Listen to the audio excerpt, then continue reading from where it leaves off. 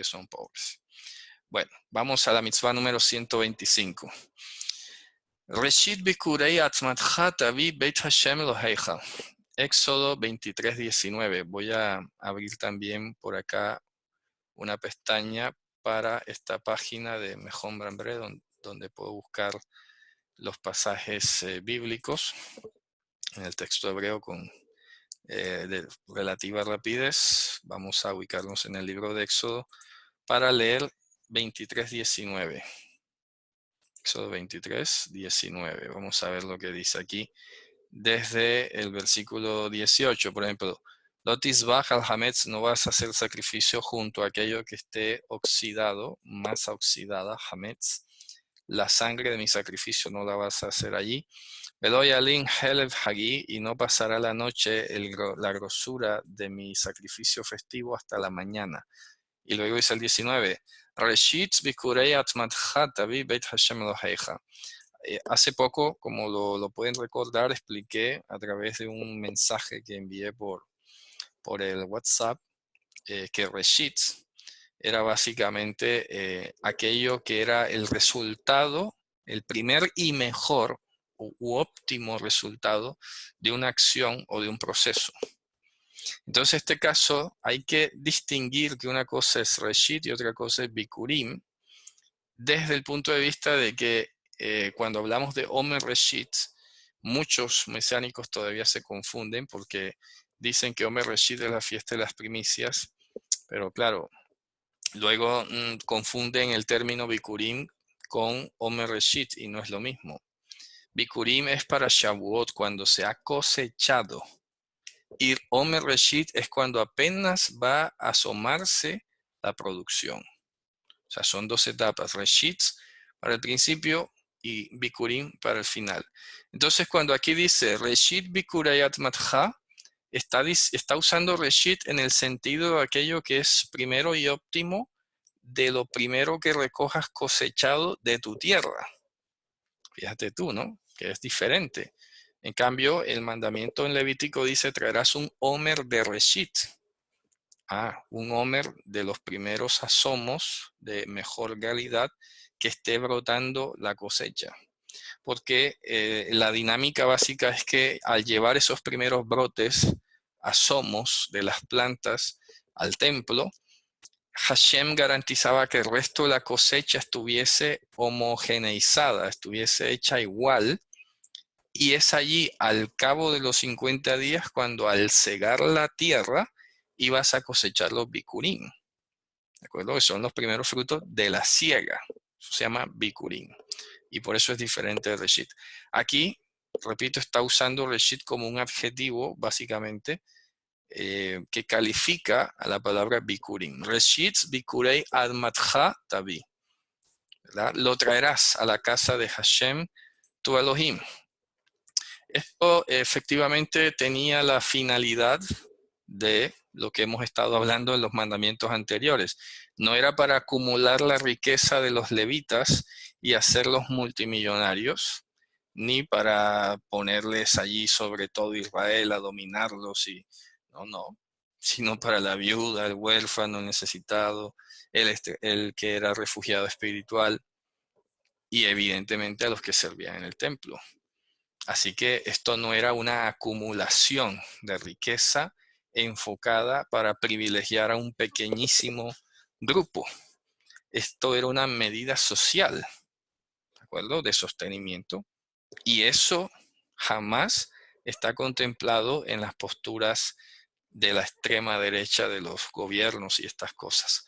Precisamente para todos aquellos que han llegado a decir que Dios es capitalista. Vaya atrevimiento. Bueno, esto repito ahora, como hemos venido hablando.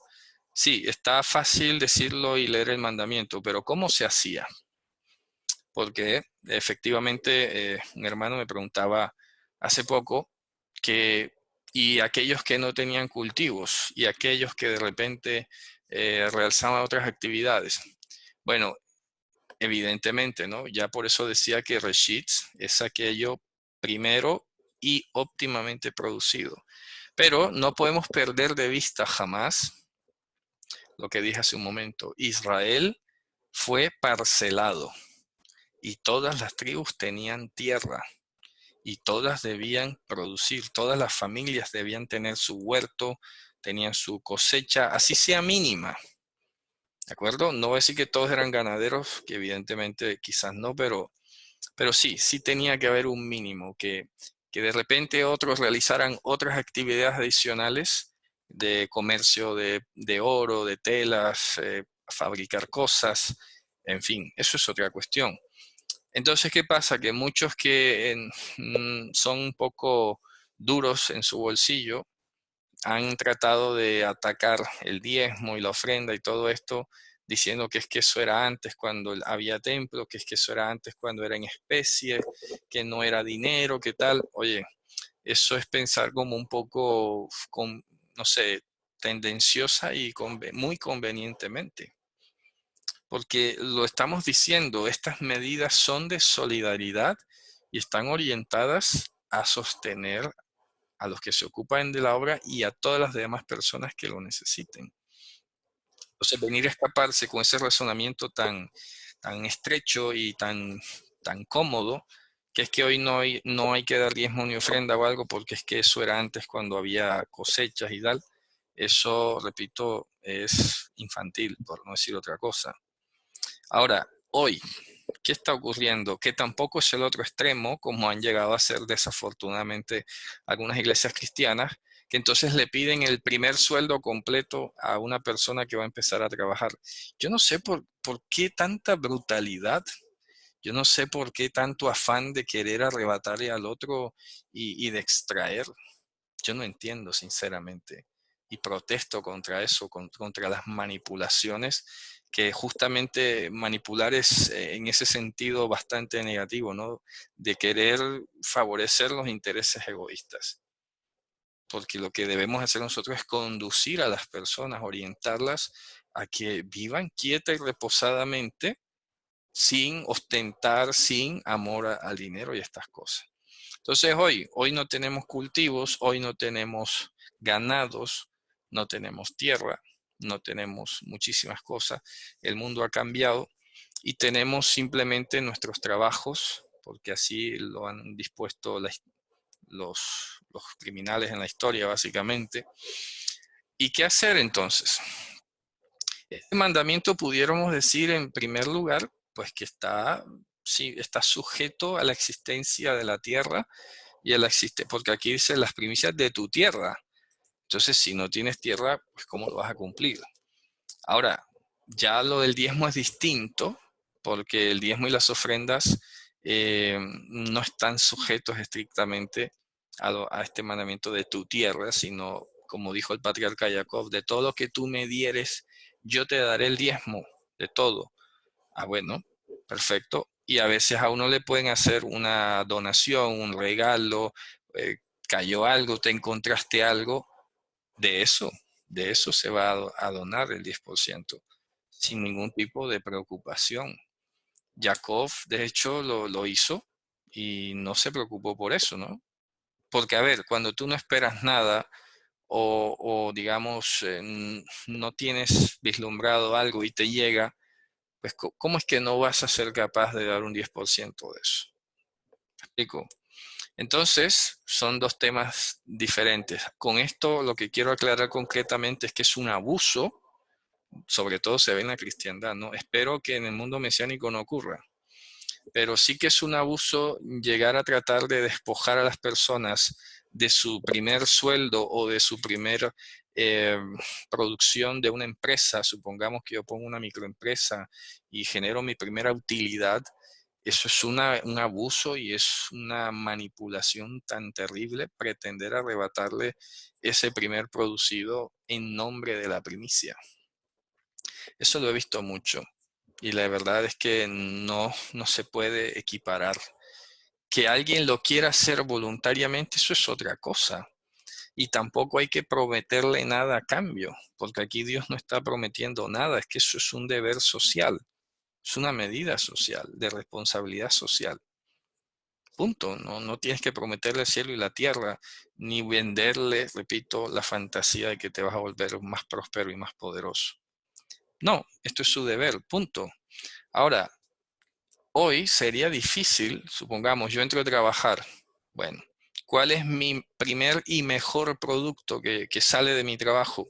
Si todo se reduce a una nómina de números, ¿cómo puedo yo sacar de allí un mejor? Dime tú, no lo puedo sacar. Un mejor dinero que el billete más nuevo será. Una cosa así. No tiene sentido. Otra cosa, repito, es que la persona piense y diga, bueno, qué sé yo, he producido, me dedico a hacer libros, supongamos, y de repente toda la producción me salió esto bueno y lo voy a donar a la comunidad, lo voy a donar a un hermano, yo fabrico vestido, este es mi primer vestido que me salió bueno, lo voy a donar a los pobres, cosas así, que repito, son tan particulares que no podemos sacar una ley general. Tendríamos que analizar caso por caso y, bueno, ir orientando a las personas, y para eso es que estamos estudiando detenidamente estos mandamientos, porque tiene un origen agrícola muy ligado a la tierra, y hoy el mundo es demasiado diferente, y no vamos a decir que está anulado o abolido, que eso es lo que a veces a los hermanos cristianos creo que es un asunto más a veces de pereza, ¿verdad? Que de pronto en el fondo un ánimo de querer ir en contra de la ley. Algunos sí que parece le nota cuando hablan, ¿no? Pero hay otros que de pronto por no saber, por no ponerse a rajarse la cabeza cómo llevar el mandamiento, pues deciden simplemente que está anulado. Nosotros no, nuestra actitud es muy positiva hacia los mandamientos, y justamente nos tenemos que confrontar y saber la manera de traer o inspirar el mandamiento al tiempo presente, porque esa es la idea, ¿no? Que nosotros además, como yo lo he dicho en otras ocasiones, puede ser que inclusive un mandamiento, como todo lo que tiene que ver con los sacrificios, esté inactivo por la revelación del Evangelio, o porque ha, dicho de otra manera, ha escalado a un mejor nivel, ha pasado a mejor mundo, ¿de acuerdo? En el sentido muy positivo. Y aún así, de esos mandamientos seguimos aprendiendo cosas, que eso es lo que se pierde en los hermanos cristianos. Al decir, no, ya eso está abolido, los sacrificios y todo, ni lo estudian. Y no crecen en su intelecto ni en su espiritualidad, no se regocijan. Bueno, ¿cómo le transmitimos eso? Como le he venido diciendo, no es para ir a acusarlos ni recriminarlos ni nada, sino genera a veces hasta un poco de, no sé, algo de pena, ¿no? ¿Cómo no pueden gozarse con estas cosas? Si aquí lo que hay es sabiduría de lo alto, cada palabra, cada composición que Dios nos dio nos hace crecer espiritual e intelectualmente. Y como lo hablaba con un hermano esta tarde, precisamente, la Torá, y eso lo dijo el apóstol Pablo, es para nosotros la forma de la ciencia y la verdad. Aún en los mandamientos más extraños que nos pudieran parecer, o los más pequeños, como dijo Mashiach, aún esos mandamientos tienen sabiduría para enseñarnos.